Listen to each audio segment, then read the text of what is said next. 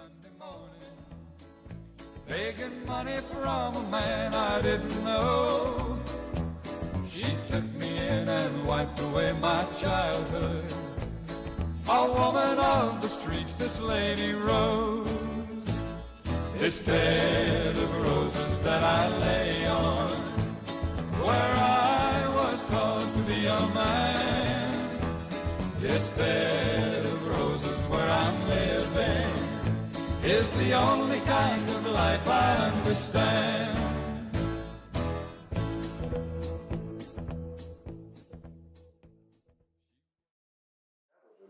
Misconception there that a lot of people had. Mercury really didn't own the studio. That was owned by Metropolitan Music Company. Oh, okay. And we had a contract with Mercury for X number of dollars per year. Whether they used the studio one time or not, they owed us a couple $100,000. Right. Plus we had a 10-year lease on the space up there, the office space. And for that, we gave them Mercury Custom Recording Studio. We only told Mercury owned it. Yeah. They did help me a lot with getting Bill Putnam United in building the console. And we're now live, so I'm going to make the introductions here. Good evening, I'm Mike Porter. I'm the facilities manager here at 34 Music Square East, but one of the alumni from Soundstage back in the day. Here on our panel, starting on the left, is Larry Rogers, going back to the beginning of Mercury when it was built. To his left, our right, is Warren Peterson. Warren spent a great deal of time at Soundstage, actually, when it was built there. Next is Brent King. Brent was actually there for the transition from Mercury into Soundstage. And then we have Warren Rhoades, who's currently the chief engineer at the facility, which is now part of Black River Entertainment. So if I've got my facts right, Larry, it opened in June of 1970, about that time, according to the newspaper article I've got here. And tell me about Metropolitan Music, because there were several owners in that was actually owned the studio. When I was introduced to that studio, it was owned by Metropolitan Music. And I think the owners were Harold Hitt. Correct me if I'm wrong, Jerry. Harold Hitt, Jerry, Willie Castleman, who was an attorney, and maybe Tom Sparkman. Okay. I think that's right. Were you saying that was that you told me a while ago there was a bunch of owners? I heard there was 27 owners. But. Well, the owners that I knew mostly were when the Soundstage folks took it over. Right, so. right, okay. It was... No, go ahead. Well, wasn't it somewhat patterned after this particular room? The CBS engineers, did they not design the room over there? Well, Tom Sparkman, who had been an engineer here, left here and went on board with Mercury, as I understand that. And he left because weren't most of your artists getting kicked out because more work was coming in for Columbia and you couldn't get studio time? That's kind of what he told me. He said that they needed a place to work because they couldn't get in here anymore. Okay. And back in the day, all the studios, other than RCA, which it had been turned into a shortened room with garage doors, but most of the studios were built pretty much the same. What year did you start? I was at Belmont. Okay. In 77, trying to get out of there and holding on for dear life. And Warren called me, and the guy that was helping him didn't work out. And Warren said, "Are you ready to start work?" And I said, "Man, let's go." So he brought me into that. But through that, I met Tom and worked with Tom a lot, and heard great stories from him. And when he kind of got out of the business, he actually gave me his clients, which was a huge blessing. Well, and the original address was 1512 Hawkins, which is what Music Circle South is now, which it became 10 Music Circle South back early 80s when the city renamed all the streets around here or so. No, it was 10. I think it was that before that, wasn't it? Yeah, Somewhere I ran across a newspaper Yeah. article about 75. the change. Okay. I think I came in about 71, Well, that would have been the next year. I think. Next year after it was opened. I remember the first sessions I was at there was Fair and Young, 4 in the morning, and the Statlers, Jerry cut. Do you remember these? Yeah. So whatever year that was. Well, here's an article. I actually got this from Tom Sparkman's wife, and I'll read that if you can't see it up there. It says the locally financed Metropolitan Music Company's Mercury Recording Studios, 1512 Hawkins Street, was officially opened Wednesday at a cocktail party. Hosts of the feat were studio manager Tom Sparkman, Mercury president Irving Steinberg of New York, local producer in charge Jerry Kennedy, who's here tonight, and the label's country and western promotion chief Fatch. Was that Charlie Fatch? Charlie Fatch, yeah. Also of New York. Roger Miller is scheduled to be the first session there next Wednesday, and the article's dated June 18th, 1970. On that. So Roger cut a lot of his first stuff downstairs in the Quonset hut, and then it all moved over to across the street. Well, there's a picture of the original control room. That's the way it looked when I came.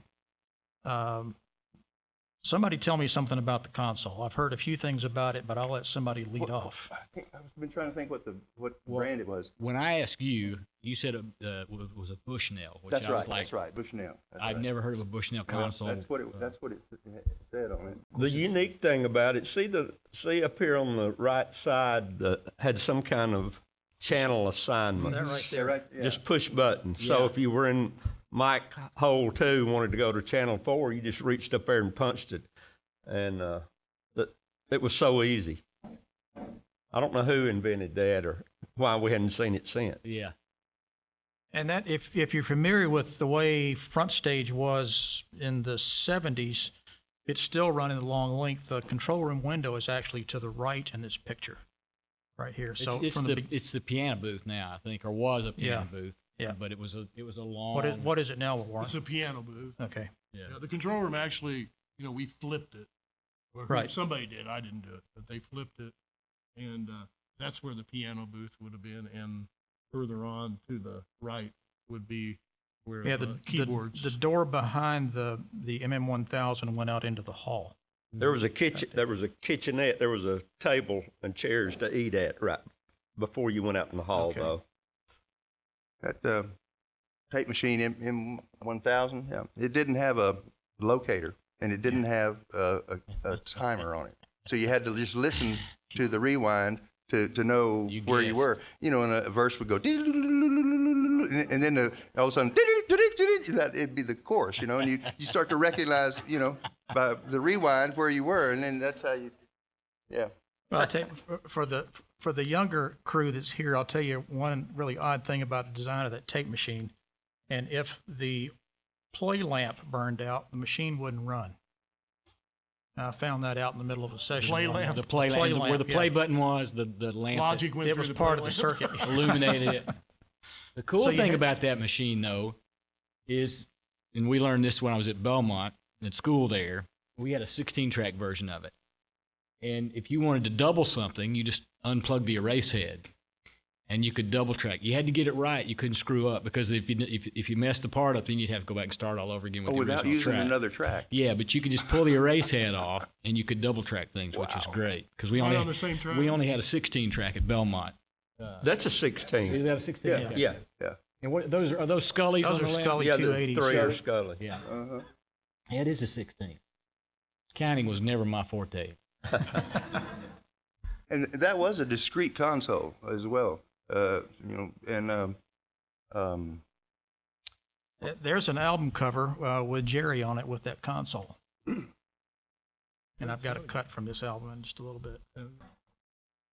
This is an article from a year later, and it's touting the success of that room. From May 22 through June 19, the 9 Mercury artists produced by Jerry Kennedy have been in the Billboard charts on 39 of 44 possible occasions, or 89%. So that's a pretty good record right there. Jerry Lee Lewis was in all 5 weeks, 4 of those weeks in the top 10. Farron Young, Roger Miller, Tom T. Hall, Patty Page, Roy Drusky, Dave Dudley, all 5 again, all in the top 20. Jerry, congratulations.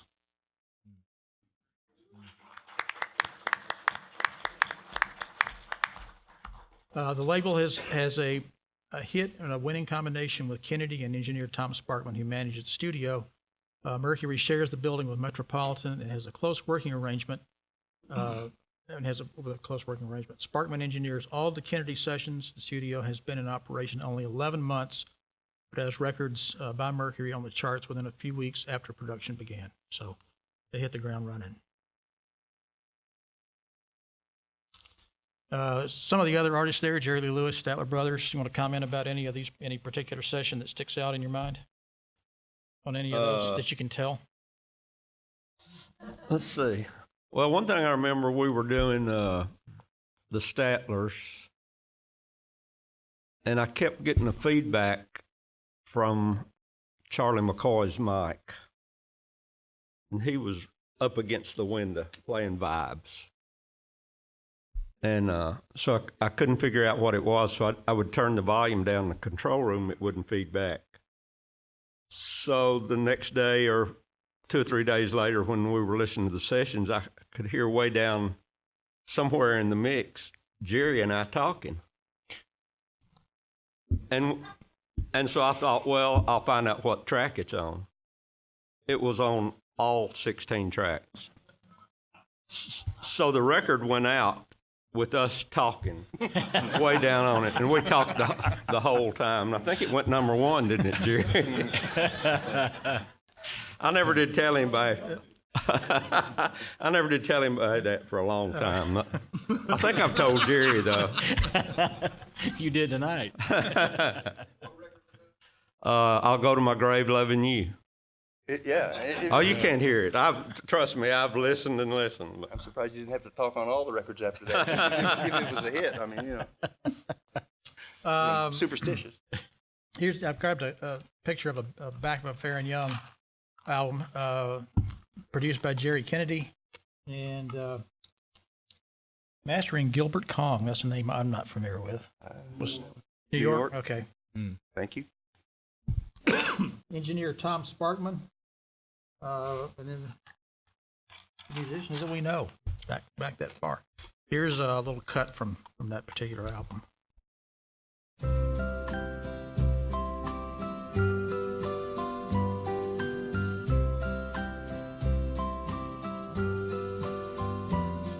In a while, she'll come to wake me, just like always. She'll lean down and sweetly press her lips on mine and say, good morning, Daddy, good morning. How I love this little girl of mine. And we'll both sit at the table. Also in that picture is Billy Deaton, who was an artist management here, right, for many years. Those And that's, excuse me? Vibes and marimba were still there when. Are they still over there, Warren? Are they still over there? The vibes and marimba. Here, this is a Tom T. Hall album with all the musicians, and this is one of the pictures of the studio that I could find. Yeah. And that room was huge. Yeah. I was there. When I was there, we stripped that room back to the walls, took back to the cinder block, and it's as big as a basketball court. Well, the walls in several studios, Great Circle's the same way, they were fake. So they came out about 3 or 4 feet. Yeah, You walk behind the walls, and it was Western cedar carpet, and then the black stuff in the ceiling. And it's The control room window, just a little bit of trivia here, was put in by Vern Gosden and his brother. That's right. That's exactly right. Yeah. He owned a glass company in glass Atlanta. company, sure did. He came and said, I put that window in. And yeah. Johnny got up one morning, he went down to the company store. Got him a big box of bullets to fit into his 44. The storeman said, son, are you gonna work? You know you owe me too much to stop. John said, I got a little working to do, but I ain't going by your clock. People said John was a slacker, 'cause he wouldn't fight in their war. A man wasn't much if he wouldn't fight back in 1944. The doctor said John was just too sick to go, but the people said that he was a coward. And one of the men making fun of him was a fella named Milton Howard. Milton was down at the cold spring, a-drinking from... So I can read the names off of there just so everybody can get, Jerry Shook, Pig Robbins, Tom Sparkman, Margaret Wright, Reverend J.E. Turner, Buddy Harmon, Trish Williams, Tom T. Hall, Roy Day, Frank Mull, Charlie McCoy, Larry Rogers, Harold Bradley, Jerry Kennedy, and Hillman Hall. That's Larry Rogers? Yeah. I've changed. Funny.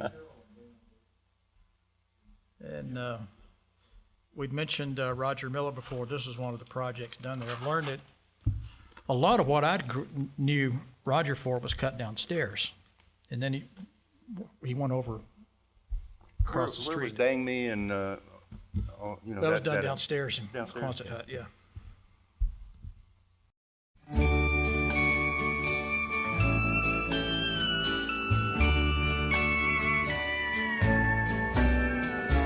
Once more, I've said that I'll leave you.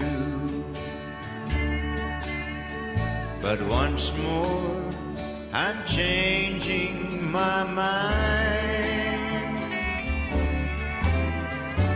Yours is a world I can't live in, but without you, I can't live in mine. You'd rather go. What? Let's go back to the console for a minute. What do you know how that console came to be purchased and why it was that particular one? It was there when I got there, Okay. so I have no idea. Anybody know what happened to it? Lou. John Sparkman built it. It was Universal Audio Components. It was a UA, Okay. Mod U. Okay. So he was the one that he's the one that built the punch block assignments on there. Okay. Wonder where it went. Anybody know where? I'm not sure who they sold all that stuff I to. remember Warren talking about it when we were in school together. We were talking about when you were getting ready to take it out. Yeah, I can't remember, I just don't know. There About was the good- only thing that stayed was the some of the outboard gear. They replaced the machine with a Studer. Yeah. And all the Scullies kind of went away. All the tape machines were Studers. What year? Well, we'll get into it in a minute. We Yeah. haven't made the transition just yet. This is the back cover of Jerry Kennedy and Friends album. He was on the front with the console. We got a cut here on this one.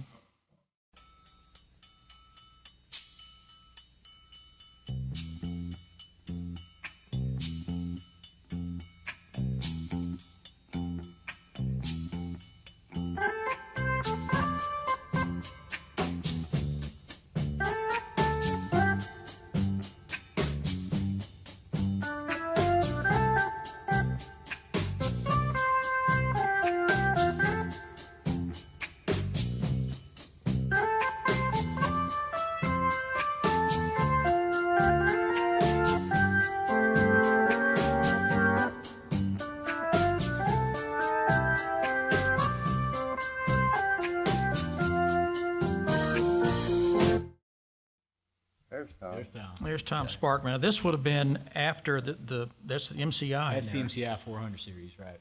That's what replaced the Bushnell. Right. You know where the Bushnell name came from? Any idea? Since They made a bunch of stuff. I But mean, if he put it together with just component parts, that's the one that had its name on it. It looked like that's what the console was, a Bushnell. So Okay. it must have, whatever component that was, yeah. you know. okay. So this was much later. So what time? What year did that transition to this? 75. 75. Okay. Yeah. So that's while we were still in school. I wasn't. Yeah, you dropped out and got a I dropped job. out. Well, the Belmont program at the time, you know, I was like the first to sign up for it, and there was still a lot of speculation of whether or not you could get a job by getting a, you know, degree in the music business, and because it was pretty much a good old boys network, and I had the fortune of getting to meet Pete Drake. And while I was going to Belmont, Ronnie Light introduced me to Pete Drake, and I got to go to, he played 3 sessions a day, 10, 2, and 6, and then he'd go over to his own studio, which was on 18th there, and work all, you know, well into the night. So I'd hang out there practically all night long, and it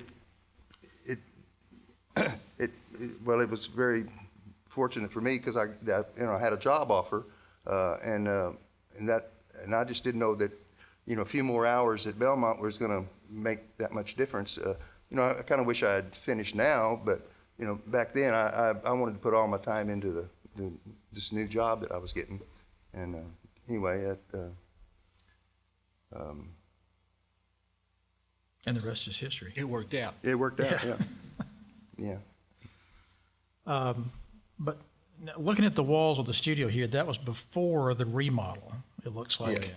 Well, When we there had was a bit of a remodel when the soundstage guys took it over. Warren was always pushing the envelope, trying to get things changed up. They pulled the Mars, put some fake Westlakes in that the big company. What was that guy's name? John Gardner. John Gardner. John Gardner put in, and you know we tried to make it sort of look like a Westlake room. But as far as the size of the control room, the only thing that really changed is where the monitors were. That you went through between the monitors to a tape vault in the back. Right. So I don't know if that There was was 4 A7s yeah. in front of the There were console when I A7s was there. before. Which is very like CBS was. Yeah, done. every it was studio kinda had standard A7s, everywhere. yeah. And those walls were pretty much standard. That's the way the RCA room was built too. That's true. That was, So did Tom do the design on the room? I would Like say the so. Mercury? Look, Probably so. Is that right, Jerry? Yeah. Okay. Now, this is not up here for that headline, which they weren't very nice about that. It's about down here in the bottom right of this thing. But nowadays we would have said laid off. Fired usually means you really screwed up. This was just an economic move from RCA's part. But down here it says, in addition to those looking for a job, that Tom Sparkman had resigned as chief engineer of Mercury Custom Studio to take a position with Roy Orbison Studio, which was next door, which was U.S. Recording. U.S. Recording, yeah. And this, what I found interesting here, it says, at this writing, the multitudes of stockholders of Metropolitan Music, who are the owners of Mercury, had not made a decision as to whether to sell or lease the facility or try to keep it operating with a new engineer. So a lot weighed on Tom in that, it appears. Is that your take on that? I would say Tom and Jerry too. Jerry was, you know, Yeah. he was doing all the great stuff in there. So were you I there was, when Tom? I was gone by then. I went to work for Jim Malloy at Mega Okay. Records. So what can we fill in here about, is this when the transition to soundstage and new ownership took place? That's when they decided to sell, and the soundstage guys Jerry, all is that stepped when up. soundstage came in the picture? Who approached Mercury from the Ron Kerr side of things? I would think Bob McKenzie did. I don't know. Well, the story Ron Kerr told me is that he came here, he was a trumpet player. He came here to do a session he was living in Philadelphia, I think, at the time. And he said that he was doing a session and he got into the studio and there was this big argument. and they had like trashed the studio. Like, I don't know who these people were. Verbally trashed it the or owners physically trashed it? physically trashed it, and they were yelling at each other in this huge argument. And one guy said, "Let's just sell the damn place." And so Ron, being Ron, the entrepreneur, put some guys together to purchase the studio, and that's was what he told me. Of course, he's not around anymore. Well, to tell. I know these four: Bob McKenzie, Ron Kerr, Gary Paxton, Bill Gaither, and then Warren. Who Yeah. else? Who were the others? Joe Mascao, Doug Oldham, Ron Huff. Huff, Did you say Paxton? and Wayne Erickson. Wayne Erickson, right? Okay. So a lot of the principals from Paragon Music. And Kerr. Well, Paragon, that all happened about the same time. Same time. Bob had been doing all of his work with Lee Hazen, and I think Lee retired, and when that, he'd been working out at the pond, so Bob was doing, like 600 gospel records he'd already done or something like that. I mean, just tons of work, and so it was his accounts and his for Paragon Music. Ron Huff was doing the Oral Roberts TV shows, all the pre-records, and then Paxton had his own Paxton band of crazy people he would bring in. He was You were on those. he had just become a Christian at the time, and so He just had a big record, big Grammy award-winning Yeah, record, so right. he had all these people coming to him and that was back when PTL was huge, so he was doing all this stuff with Was them. that the amazing, incredible Gary S. Paxton? astonishing, Yeah. Yeah. Yeah. In Some this of it room? was. Yeah, Ron did a lot of that record, or probably all of it, or most of it. Yeah. So this would have been, you were at Mercury. Well, I came with Warren. I Okay, was at so school. tell me the transition right here from the Mercury to Soundstage with you guys. Wasn't Tommy Sims involved in that somehow? He was hired as the chief engineer. He had just mixed Alleluia, which was a musical that Ron Huff and Bob McKenzie were doing. And he must have done that at Woodland. Well, he did. They had worked at various places, but Well, I know Tommy was working at. was an Tommy, engineer at yeah, Woodland. Tommy was working at Woodland, and he was hired as the chief engineer. I got hired as an assistant engineer. I barely got the job really because, Paxton had a joint music publishing company with Pete Drake, and that's how I met Gary. And he wanted me to come over and be his engineer at Soundstage, and I was all for that. But Ron Huff, in finishing Alleluia, he had one last thing he needed to do, and I got to do this session at Pete's, and he had to do a handbell choir.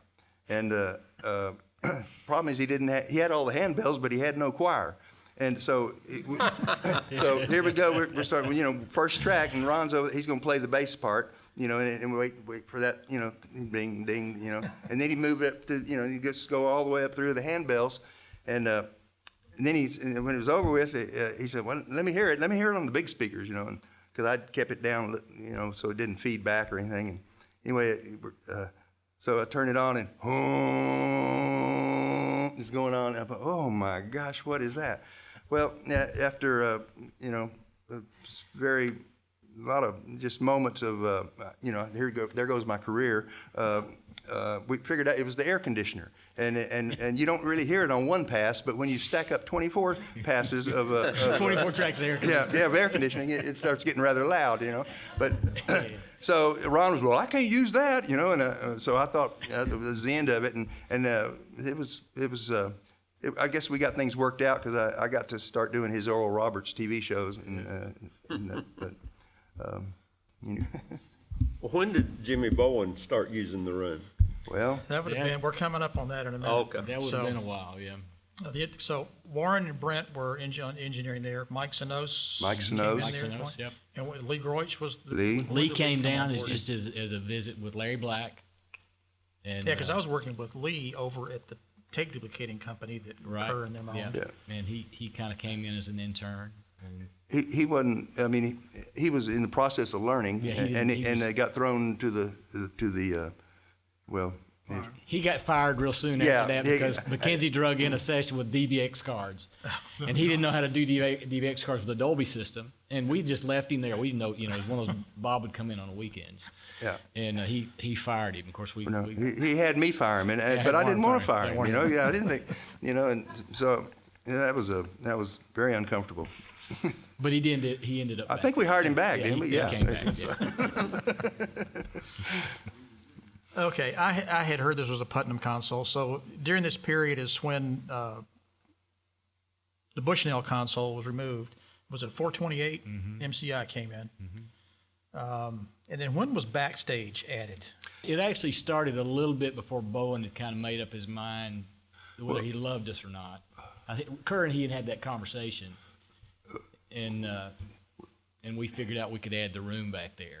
I'm going to jump ahead a little bit. So people that don't know, Ron struck a deal with Jimmy Bowen, who was he at Warner at that time, or was it before the Warner deal? He was at Elektra first, I think. Okay. I think that's right. And it was probably one of the first long-term leases of a studio for a single producer or record label. Oh, I'm sure it was. And it was, it was like multiple year lease. Things that normally, by the hour, 3-hour blocks of musician time, usually is how people book the studio. And, for 3 hours you do one project, and then 3 hours later you're doing a whole nother project.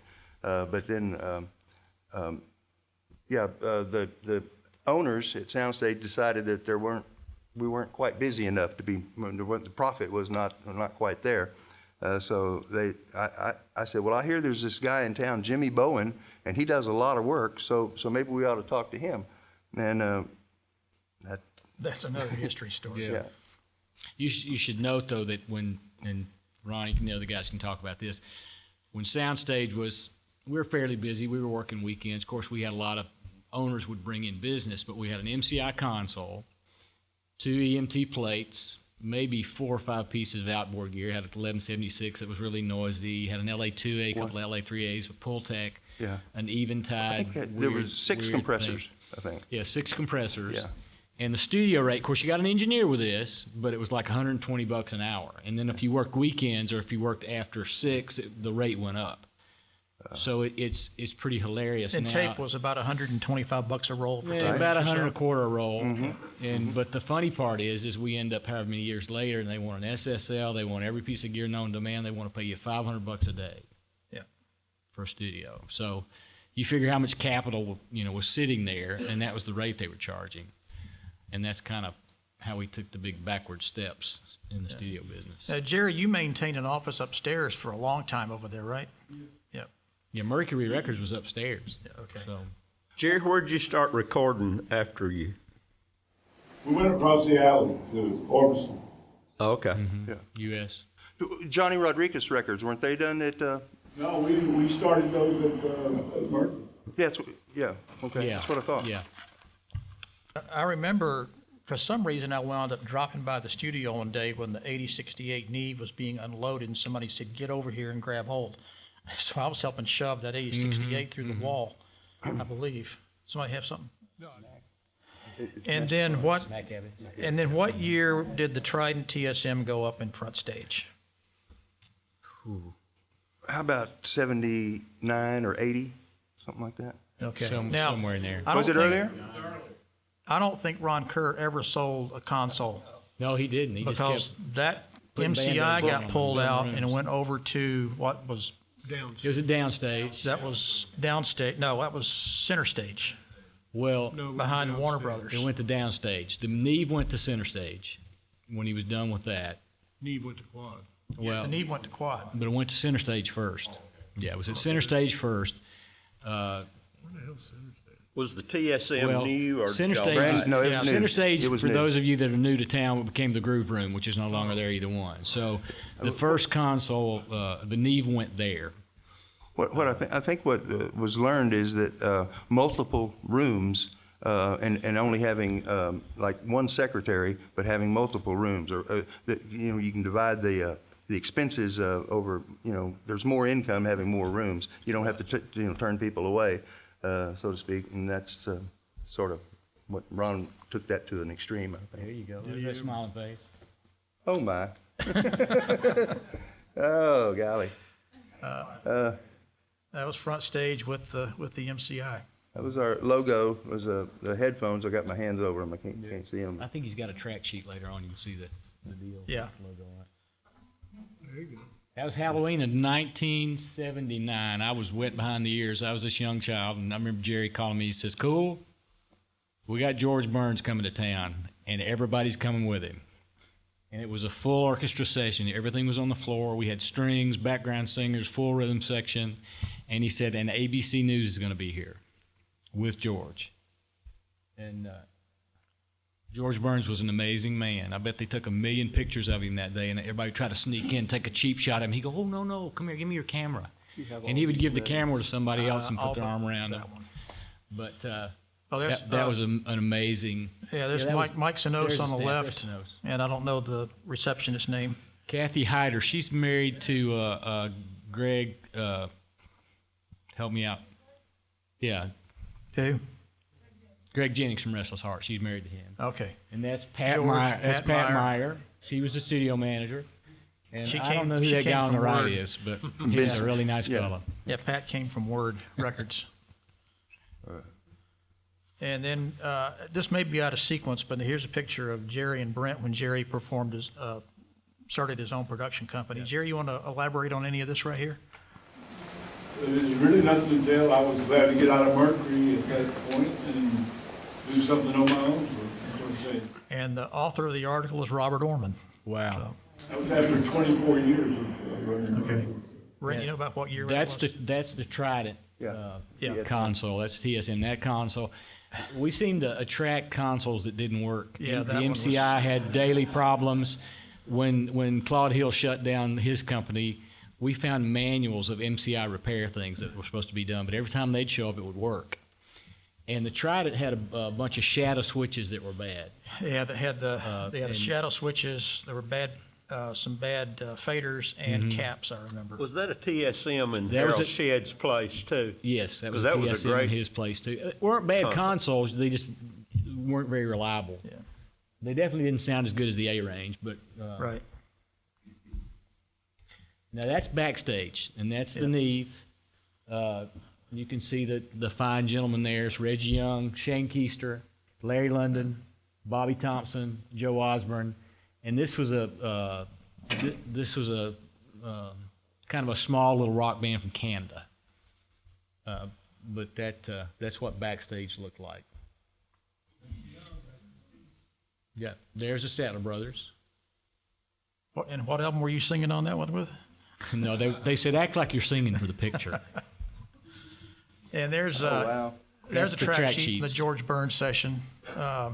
20 track apparently. There's 12 through 14's missing. Yeah, sorry. That's all right. My scanning powers are not very good. Mike says, "You got anything you could send me?" I said, "I'll try to scan it." Yeah, we'll take a little listen to some of this. If I can find my mouse again.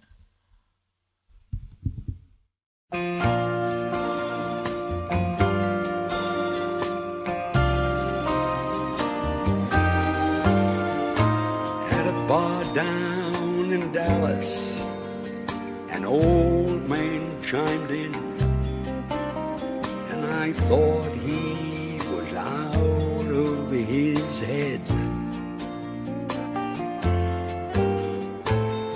Just being a young man, I just laughed it off when I heard what that old man had said.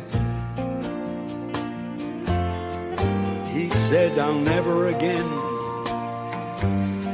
turn the young ladies' heads or go running off into the wind.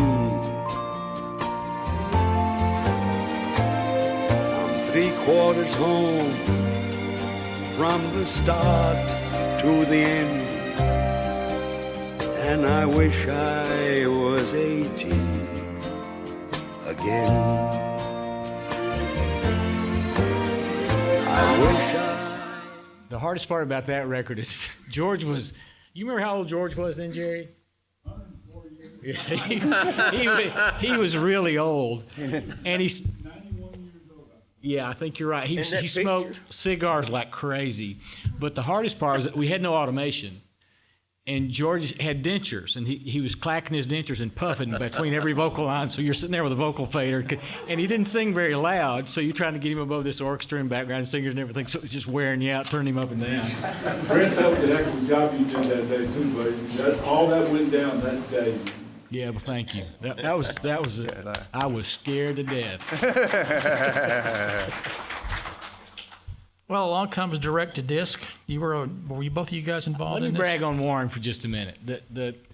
This was a concept that was done in L.A. a lot. A guy named Bill Schneider kind of did it. Thelma Houston, Pressure Cooker Records. They did a lot of direct-to-disc stuff. Sheffield Labs. Yeah, Sheffield Labs. And Warren was so intrigued by all that, and he wanted to do it. And then there was a guy that was tied in with some of those guys over by John Gardner's place. I think the guy was from Knoxville, wasn't he? But anyway, he was interested in it too. So Warren's like, man, this would be amazing, these direct-to-disc records. And for those of you that don't know what that is, you do the whole LP side in one fell swoop. So the whole band's on the there. You can't stop the lathe no, once you can't. you start. You're going straight to the lathe. Wires On the from there, telephone poles to right, Masterphonics. to Masterphonics. Well, Warren did an amazing job. It was fun.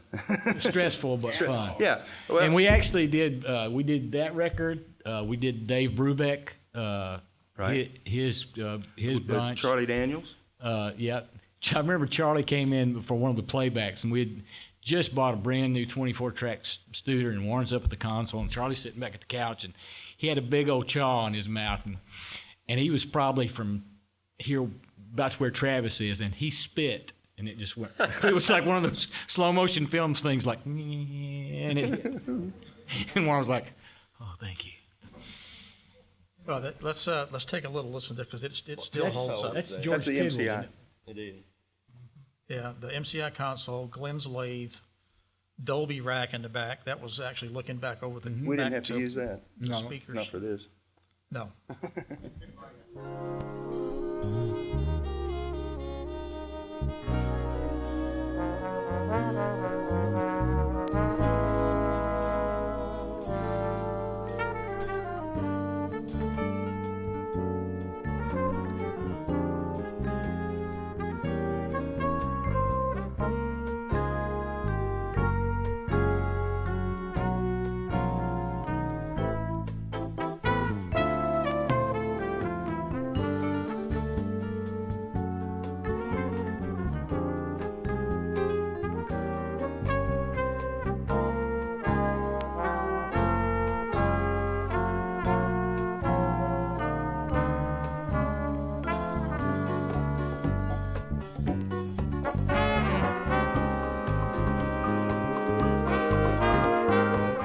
That's why it's not called Country Music City, USA. Well, most of the sessions I did at first at Soundstage were gospel sessions. And under the guise of gospel music, there was all different styles. But the orchestra was pretty much, that went on a lot of them.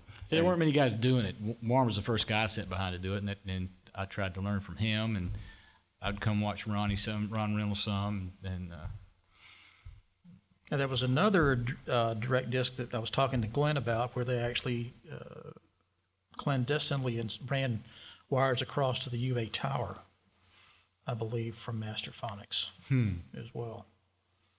I don't know if you guys were involved, but as I was talking to Glenn about some of this. just about as far as I know, Warren, you can correct me on this, everything that was done direct to disc came out of that room that I knew Well, of. this may have been some other. Did RCA do one? Okay. Oh, yeah, because they had it just right down the hall. Yeah. Those had Bill Eisenberg differential amps on both ends. You remember that? Yeah. That's trick. And that was before Woodland started doing this thing. Right. Yeah. Yeah, that was another place. Yeah, the mastering facility's right there. I think we've already covered this one. Any more comments about the Neve install and backstage construction? The Neve never gave us any trouble. The only thing, the only drawback they had was at some point the modules were so heavy, they were sinking, you remember the I guy? found the kit to fix that during The my guy they tenure there. sent, I forget, there was a girl up front, and there was their maintenance guy, and she came back and asked him a question, and I don't think he'd ever seen a beautiful woman in his life. He turned so red, he was on the console just shaking. Look over, I said, you got to leave. He's got to finish this. But that's the only trouble the Neve ever gave us. It was just that The knee cam was. Well, I knee- can tell you about the knee cam one. knee cam blew up several times. But as far as the console always worked great. There's a picture of the 8068 Yeah. that went in, and that's backstage. That it had during the Bowen era there were two 24-track Studers that were time code locked up. NECAM 1 flying fader automation, which was an 8-inch floppy and core memory. And if you've never seen core memory, it's a card about this big, and it's wires with ferrite beads on it. That's the programming for it. And it was a pain to keep that thing running. That would have been Jim Korowski, probably. Yeah. Mm-hmm. That's who it was, yeah. It He had was a service guy, right? It had its own air-conditioned closet to stay Yeah. in. Yeah. Uh-huh. Yeah.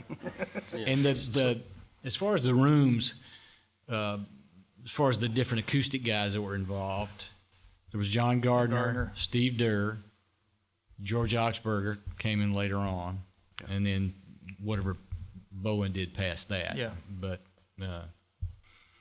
Durr Yeah, was I came in one morning about 7 o'clock, and Bowen had a guy in there with the monitors pulled apart and hadn't told us anything about it. Mm-hmm. So, but before I came on board, Gordon Evans, who had been a WSM radio engineer, was the chief over there Yep. at that time. Is Gordon still around? I don't know. I haven't heard anything. I Warren, have do you no know? idea. Around 1983, some guy named Mike Porter, Brent called me. I was working at Woodland in my second tenure over there, and Brent said we need to talk. And I came over during that period. And while I was there is when the first SSL was installed in front stage and the TSM left. And the day we pulled the TSM out of there, Ron said, let's stick it in the basement at Nielsen Apartments. So less than 12 hours later, there was a new studio up and running in the basement over there. Mm-hmm. And that was downstage. Mm-hmm. And I think Center Stage had originally had the MCI in it. Right. And then the Neve The replaced Neve it went over there sometime after I left. And then that was the period when the Mitsubishi Pro Digi 32-track machines came around, and Bowen had business all over town. He wasn't just leasing Soundstage. There were others. We ended up having a contract at Emerald, and he was doing work down at Bennett House in Franklin, and the Castle, and later at Master Phonics as well. And okay, forgotten that one. And that's when both rooms were rented out at when the TSM got pulled. They did a deal with Jim Ed. Yeah, Jim to Ed take was the in front the front room stage. Yeah, because Bowen talked him in it, and Bowen took the backstage. yeah. The way Bowen operated, one, he had a team of people that. Well, Tim, you can fill in this because you lived through it too. But he had a team of people that were working. There's his engineering staff. Jesse Noble was basically a studio coordinator for him, who kept up with all the bookings of musicians and engineers and sessions. And Bowen had a maroon Cadillac, I can't remember the model, had a driver named Mike Jones. And Bowen would get in he had removed the right front passenger seat, had a desk installed, and he would then hop from studio to studio all over town all day long doing that. He thought it would be wise to have the EQ preset before the players got there, rather than spending time, getting sounds. Well, let's just use the same settings we used the last time, and that was the starting point at least. And so, Mike Poston, you brought the first Mitsubishi to town? Yes, I did. That was, I believe, 1984. And I had a 32-track and two 2-tracks that I set up in a rental company. And Was that the start of Equipment Pool? No, that was a company that Rick Horton and I came up with called Digital Associates, Yeah. in which we were just renting digital gear. And since Bowen was taking over Nashville, we thought it'd be a good idea to go talk to Jimmy and see about using the 32 track. So he wound up renting it from me for 2 or 3 months, and then decided then the day he couldn't get it was the day he decided to get with Ron Kerr and buy 3 of them of his own. So, and let me jump ahead here. So, yeah, so Bowen started using the 32 track X800s, and the 2 track was the X80, I think. He first used a 3M 32 track, Yeah. if you remember that. Yeah. And that was a nightmare. That It was. not good. No, he was leasing those from Frank Dickinson out of New York, I think. And we did a session at Woodland with the 3M 32 track machine, and the tech came with it to keep it. And he was making adjustments Like during the Stevens tape tape machines. on that. So they were a nightmare. They had a 4 track and a 32 track. You didn't have 32 tracks, you only had 31 or 31? Yeah. 31. Yeah, one of the tracks that, Yeah. But the Mitsubishi was a full 32 track. Actually, with all the error correction stuff, I think it wound up being 52 with all that. And it had a little patch bay inside so you can ping tracks around and move them for various reasons.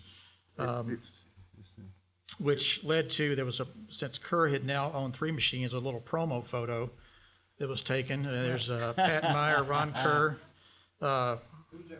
Joy Smith, and a very young Mike Porter in that picture right there. And that picture was actually made at Emerald, because Emerald was also an owner of a 32 track as well. So here's some of the artists that were at Soundstage during my time there when Bowen and had a lot of that going in the back. And we did, this wasn't a Jim Ed project. I think this was Pinkard and Bowden. Pinkard and Bowden. That was their own project. That was their project, and this was quite interesting because we stripped Front Stage down to nothing and set it up as a concert. So this was a live album cut in the studio, and they are basically parody people if you've never heard any of that. And I got a couple of cuts here just because it's interesting stuff. She thinks I steal cars. She thinks I steal cars. Just because my attic's full of hubcaps. Just because the basement's full of tires. Just because I ground them. I got one more from them. So even the back of the jacket does tell about the session and that it was actually done in the studio with, they brought the whole staff from Warner Brothers over that afternoon we did that.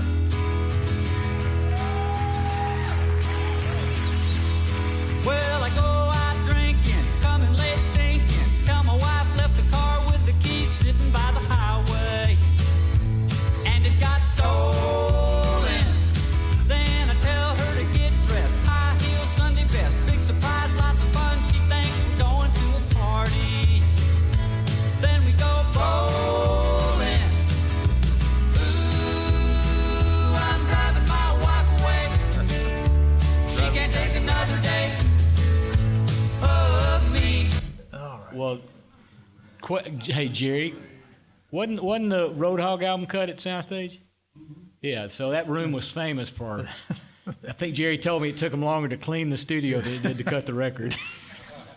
another record that was done there was all Lee Greenwood's records, including God Bless the USA. With Jerry Crutchfield. Jerry Crutchfield, absolutely. And then Ed Bruce, all of Ed's records, what Tommy West produced. Well, I was telling Warren Rhoades and some a little while ago about the story about how Mitsubishi Service came to town. Because this is a side story to Soundstage, but it's important because Soundstage is what kicked it off. But at that time, with all the Bowen's business and others, Nashville became the largest consumer of Mitsubishi digital tape machines of any city worldwide, even Japan out there. I think at one point we had between 32 tracks and 2-track machines, there were probably 24 of them in town. And there was no service here. So New York had a service guy. They had maybe 4 machines there. LA had a service guy. They maybe had 6 machines there. And at the point that Tom Behrens was the sales guy, he left, and I was starting to make some noise about getting service in Nashville for this. And I called the president of Mitsubishi Pro Audio, and I said, you need to get service in Nashville. And he said, no, I got to get sales back in here. We got to establish. I said, but look, you got more machines in Nashville than anywhere else, and you don't have service. I got to get sales guys. So I'm not one to take no for an answer. So we quickly formed MUG, the Mitsubishi Users Group. I wrote a letter and went around to all the owners of Mitsubishi machines and had them sign it. And I knew that the president of the U.S. was going to Japan for a corporate meeting. And I DHL'd that letter overnight to the Japanese president. And it was not scathing, but it was laying out our story, and that we had been refused by the U.S. president to have service here. And I knew the day that the U.S. president got back, because he called me on the phone and he said, Mike, you stabbed me in the back. I said, no, I didn't. I stabbed you in the front. I said, because you had every opportunity. And as a result of that, they came to town, did a seminar, and the service manager came to me and he said, we want you to be the service guy for this part of the country. I said, even after what I did? He said, because of what you did. So that got me started, and that's at the point that I left Soundstage. But right before that is when we started the gutting of Front Stage for the infamous console in the studio. No wall studio. And that was at Bowen's request. If you don't know that story, we rebuilt the studio, turned it around. There was no wall between the console. The console was basically in the studio with huge monitors that were built on hydraulic lifts so they could tilt, raise, and all that. Everybody wore headphones. Everybody wore headphones. Everybody wore phones till the mix. Yeah. How did it work? Was it good? No, it's stupid. It was. I remember taking the first tour when I came in 1990, and Ron was going, we need to make more money, which Ron said that all the time. And I said, well, first of all, you need to build a wall. You know what I mean? Because this is a stupid. I remember looking at John Guest was in there doing Reba McEntire, and they all had headphones on, and John's got 2 microphones aimed at the speakers in the control room, turned on about 10, using it for ambience microphones. So, yeah, it was. Bowen was big on going direct, so yeah. He thought it'd be okay to, not have a separate space for. No. Yeah, that was a nightmare as I was leaving, too. But Hidley had done the room. Yeah. Mm-hmm. And it was all cut. The slab was cut and everything to build the wall, but the wall just never got built until I showed up. And about 8 months later, I started building the wall. And you turned into Donald Trump. Yeah. Build a wall. Yeah. Yeah. And then as Warren and I talked later, there was another chief engineer between me and Warren Rhoades. Kerry's shaking his head.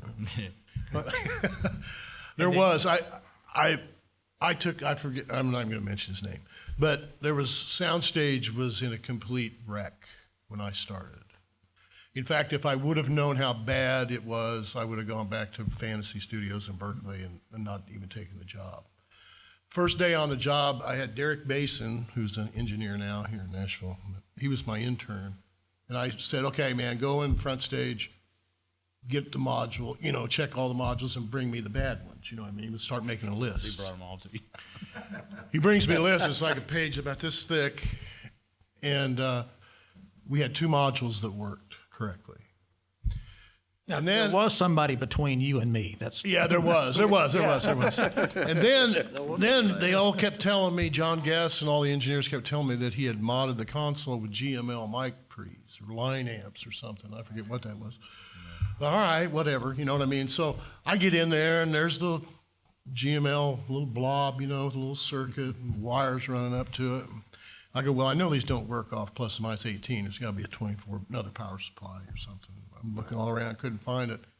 End up popping one off of its glue, and it was wired to nothing. So there was nothing on it. He had told everybody The package. a fib. So he had actually turned a perfectly good console into a piece of crap. So it took me literally 8 months of rebuilding it. Both consoles, they were 48 input SSLs to get them to work correctly. And it was really hard. And Oh, the and so electric the was all SSL in messed up. backstage at that point. Huh? But the SSL was in backstage. Yeah. That's when the need. And it was went something, to- I don't know, everybody was modding consoles back then before I got here. I don't know what that was all about. Well, But Bud it- Wyatt had changed. He'd done the TSM. yeah. So that was the first mod we went through. But what happened with the other? But guy? the SSL mods, it was just components pulled out and it was He was just selling absolutely to crazy. I know studios. Kerry always did a good job doing mods and stuff, but it was, There were issues with 4000E consoles, without a doubt. That's not a very musical sounding. well, we had one up in Los Angeles, in San Francisco too. It had great features, but Yeah. Yeah, now they're real popular, but, go figure. But, Do you have something more? what were you gonna say? No. Yeah, I want to tell So my when- first, if you my can't say first something day, positive, my I won't. first day at Soundstage was an interesting day. Like I said, I moved here from San Francisco, worked out at Fantasy as a chief engineer there. And I pull into the parking lot and there's a pickup truck with a dead deer hanging out the back. There's blood all over it. And I walk into backstage, which is right off the parking lot, and Lynn Petersell's in there. And Lynn Petersell actually is the reason I got hired, because he was working there a lot with Stroud. Bowen was kind of leaving. When I got there, he was kind of out, and then, Ron's kind of flipping out because now he's losing his big client. So, he had to kind of pull the game up a little bit. But I said, man, what's with the dead deer out back? And all of a sudden, this guy comes in camouflage clothes around. He'd been singing. It was John Anderson. He was in there singing. He goes, he looks at me and he goes, well, that ought to do, boys, because that deer ain't going to keep. So that was my first day. Welcome to Nashville. Yeah, welcome to Nashville.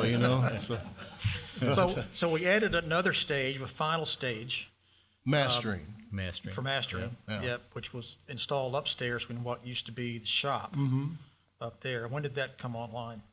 It was going when I got there, but not really. It would have been after. I kind of put it together when I started, and It would have Randy been Leroy after was the '88 engineer. because I was at Sony and I talked to McKinsey about 1989, 90 is when it kind of got started. And then there was, Was Randy Leroy the original mastering guy? yeah, Up there, yeah. yeah. So he ran it till just a few years ago.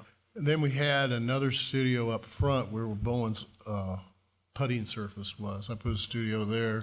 Then we put another studio upstairs that rented out to John Guess and Marty Williams. And we had another studio. So we had 7 studios and a transfer room at the time. Now, in the We were pulling in about $1.8 million in a year just off studio time, which was crazy. yeah. I mean, it was going 24/7. Now, in that front room, the one in front of front stage, what console was in there? Which one? The front stage, the one in little front room of in the front front. stage. There was an 80B in there Okay, at the because there time. was a discussion started on Facebook about that. That because was that con- 80B. That console is I for should sale. have. I didn't have time, but yeah, that was. I bought that from the guy who owned the Sound Kitchen at the time. He had that. Dino. Dino. He had that in storage, and I bought it and put Okay. it in there. All right. So Nick Autry that you're working with is the current manager over there now. Nick was supposed to be here, but he's actually working a session tonight. And there was a transition a few years ago, right before Ron Kerr passed away, when Black River Yeah. bought the facility. Yeah, Nick was my intern, and then he became my boss within a day, which was really an interesting situation. I'd been there 20 years at the time, and now, and then they were going to get rid of me, but then it all kind of worked out. They realized that you might want to keep me around, keep it going. Well, is this the current room right here? This is a picture I No, grabbed off. that's an old one. That's the old Hidley Kenosha monitors. We have ATCs now. These are some pictures that And Nick sent me. it was all Hidley, and we ripped all that out because he took so much room, I mean, there was 8 feet of trapping in the back and on the sides, and it was just so much room. So we pulled it all out, and then be honest, Chuck Ainley and I both designed both rooms together. You know, But this is when the room got turned around, so what was the that's control the room became- turned around right Yeah. there. So the piano room is where the control room used to be. Yeah, in the back corner on the left. And that's the wall where there was no wall. We ruined a perfectly good studio. There's Mr. Tim Kish sitting right there with Jerry Crutchfield. These are pictures that Nick sent over. There's Bob Bullock, who had also worked with Bowen for a number of years with the Monkees. Right Yeah, I got a story about the Monkees. Okay. So before they did that session, the manager called me and he said, you know, do you have security? I said, what do I mean, security? I mean, it's a recording studio. You know, we have stars coming in here out of, no, man, we've got to have security. And I go, no, I think the Monkees are going to be just fine. I don't think they're going to get mugged on Music Row. I thought that was funny. Jeff Balding. Yeah. At the SSL. As Noro. The other two. Do you know the others in the picture? Buddy Cannon. Tony Brown. Tony Brown. That was backstage before. That was it Shelley redone. Wright, wasn't it, in the middle? Yes. That looks like Ty Herndon. Stroud. James Stroud. Jimmy James and Eddie Bears. And now we've done it, just timed it out just about right. Yeah. So, any questions from the group at large here? Anything come to mind? It was next door. That was US Studio. That's where Tom Sparkman left there. It was and went to Ground US. Star when I showed up. Yeah, by it went to Millsap. Millsap bought it, and he called it Ground Star. Ground Star, And then after that is the incarnation that it is pretty much now. Was it? And it had a lathe in it. They had a mastering room up front. I remember that. But another thing about Soundstage, the people that bought it did some research, and over 700 top 10 hits have been done at Soundstage. And out of those 700s, 300 and something were number ones. So that's a pretty interesting little. Vern Gosden is another. They did it. They went back and looked and got all the information. When I was looking on discography. It's unbelievable how many. I mean, just when I was there in the 90s, I mean, between us and Emerald and Masterphonics, I mean, it was crazy. You're cranking them out. Yeah, it was just 20 all the time. Yeah, when Bowen was there, it was typical that I'd leave at 6 o'clock at night with the studio running, and I'd come in the next morning, and Tim or somebody was there comping vocals. Yeah. So basically ran 24/7. Yeah, and I remember working there, and all of a sudden I would come in to work, and there'd be a Mitsubishi, somebody pushing it down the road. I did that once. And I went, man, where are you taking this tape machine? They go, well, we got to do a transfer for Bowen. And I'm going, I you're not going to pushed- take my tape machine. Before over you were there, and do though, I pushed a machine at 10 o'clock at night because I couldn't get cartage, and there had to be a transfer at Emerald.